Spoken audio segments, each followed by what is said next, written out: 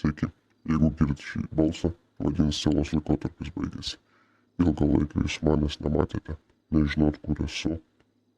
Ir būtent taip aš norėjau.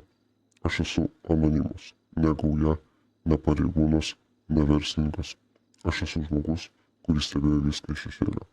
Stebėjau policiją, gaujas, verslininkus, paprastus žmonės. Ir per visą šį laiką supratau vieną dalyką. Niekas šiame mieste nėra toks saugus, kaip pats galvoja. Pareigūnai uždarinėja lokacijas, sodina žmonės į kalėjimą, sulaiko supirkėjus, gauja kovoja dėl teritorijų, spaudžia žmonės, atima iš jų galimybę ramiai dirbti, o paprasti žmonės, jie stoja vidury visą šitą chaosą ir tikis, kad rytoj jų niekas nepalies.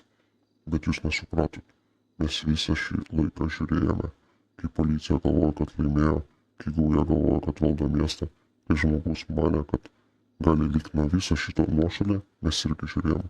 Todėl dabar klausykit labai atidžiai.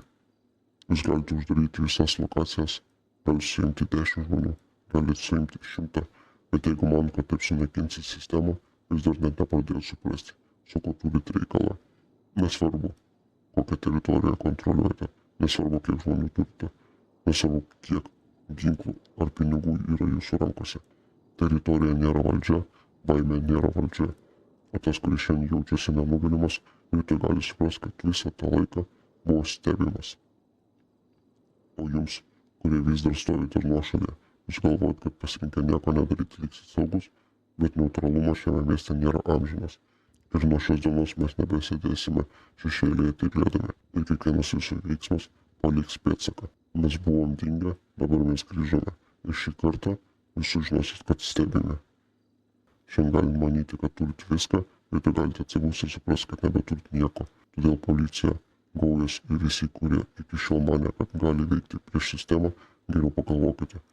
Nes mes negrasiname, mes įspėjame. Nes kai anonimas nusprendžia veikti sprendimas, jau būna priimtas, o antras įspėjimas ne visada ateina.